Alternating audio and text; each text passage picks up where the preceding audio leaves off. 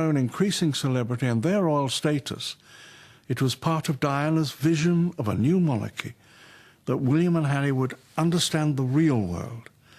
And she must have felt intuitively that the public, her public, were behind her in this. She really was a wonderful mother. I mean, she was terribly involved with her children.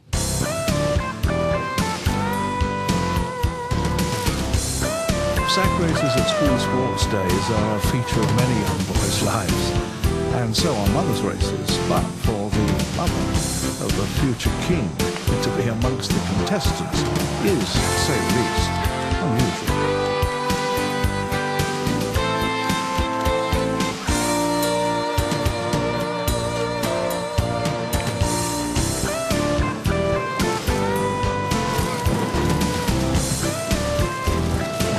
Absolutely lived for her children. They came first, no matter what, and she tried her darn hardest to give those kids, to let those kids see a normal way of life.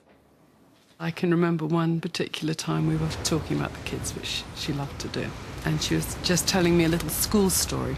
This was when William was very small, and I think he was still at junior school. And she said, you know, he came back, ran into me and said, "Mummy, I'm a prince." And I think they have to call me Prince at school. And she said to him, you know, I said to him, your name's William, and just don't forget it.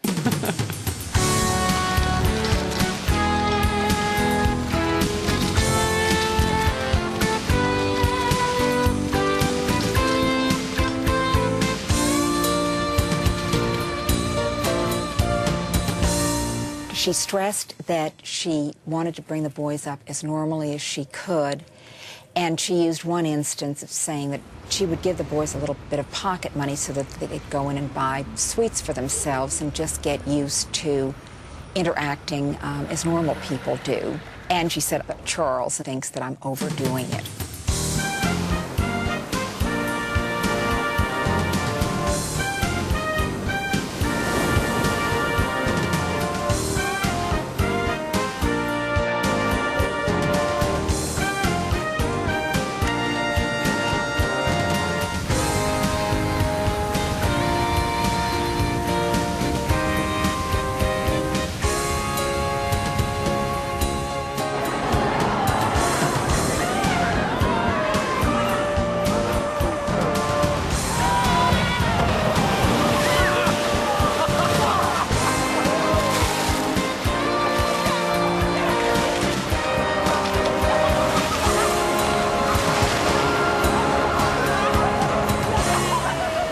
You took her with him to amusement park.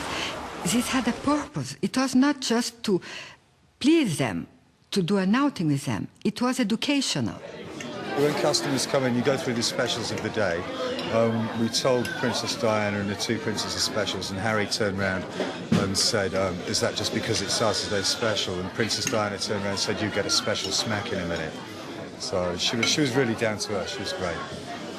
She would take them to McDonald's, she would take them to the cinema, she would take them to Marks and Spencer's down the road in Kensington High Street or whatever, and she loved doing that, and it was really important. They were put in the same situation as any other boy, and she thought that's very important.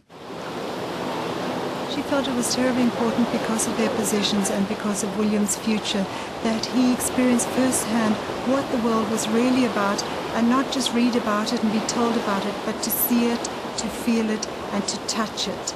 She would very often, on cold winter's nights, take them out on the streets of London, where there were no press, and take them to talk to the homeless and have conversations with the homeless and just experience the other side of life. She really wanted them to know what the man of the street thought and how the man of the street felt, because she strongly knew that since William was meant to be king, he must know his subjects very well. And she said then they would go home and they would be at Kensington Palace and they would have a hot bath and realize how terribly fortunate they were and think of ways in which they could help these people. At this point in Diana's life, she could have become just another A-list celebrity.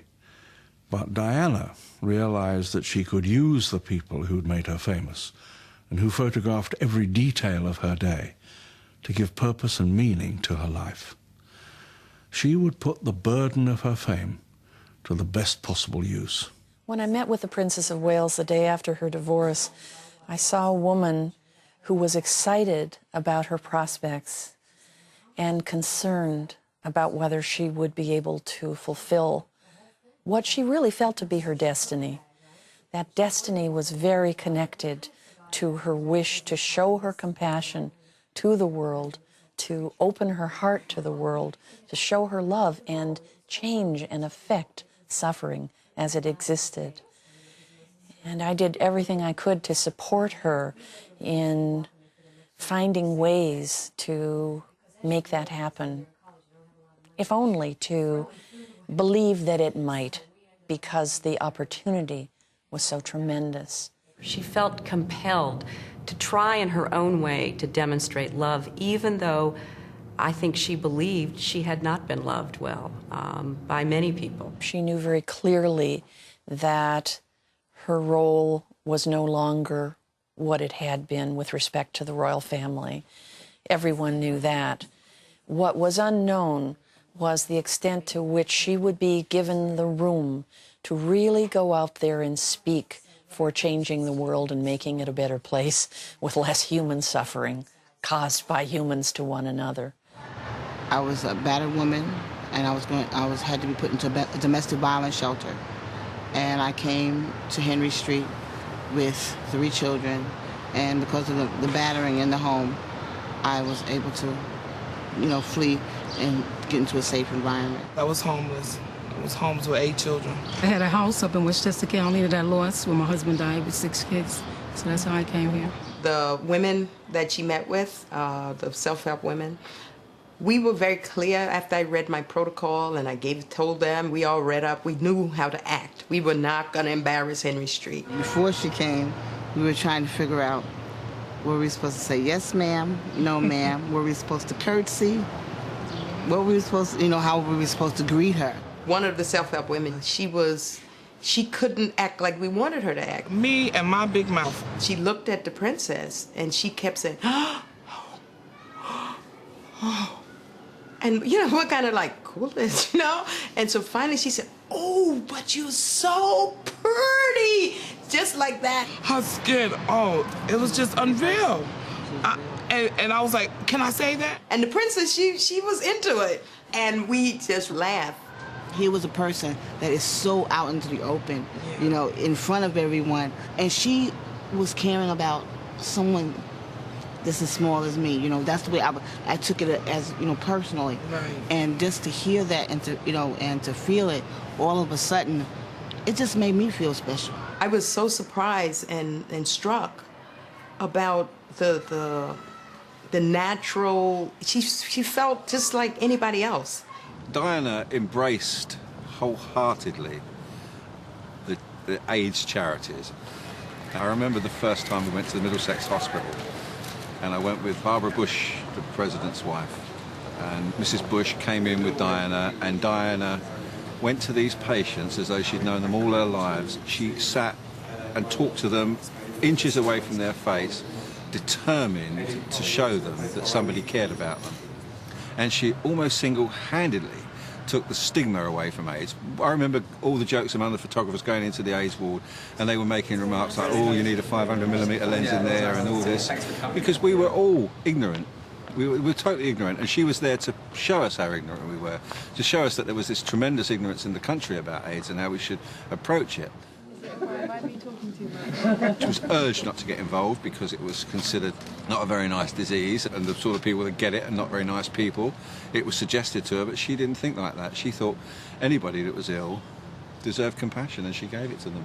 And not only did she do it in the Middlesex Hospital in London, she did it in Harlem with babies, AIDS babies, and she was tremendous. For her to give her time to spend it with children who were HIV infected, with people who had poor people, leprosy, people who were being killed because of landmines and all. She did something that was unusual. Because of who she was, she had the power to demand that, sort of like the world would be brought to our backyard. And they had to come and stand in that yard because she was there. And so therefore, everyone had to really look and say, this is something that everyone needs to take heed to and do something about. She kept drawing from this great reservoir of loving kindness, this spirit that she had, which couldn't be stamped out. If you have a vessel, you can put so much into it. But if there's too much, if there's more than the vessel can hold, well, it has to go elsewhere. I saw that in her. I mean, that great, joyous, exuberant love she showed her sons. She had so much, it spilled out and spilled over onto humanity. That empathetic, compassionate love she showed AIDS patients and landmine victims. The love that I think Mother Teresa saw in her and responded to.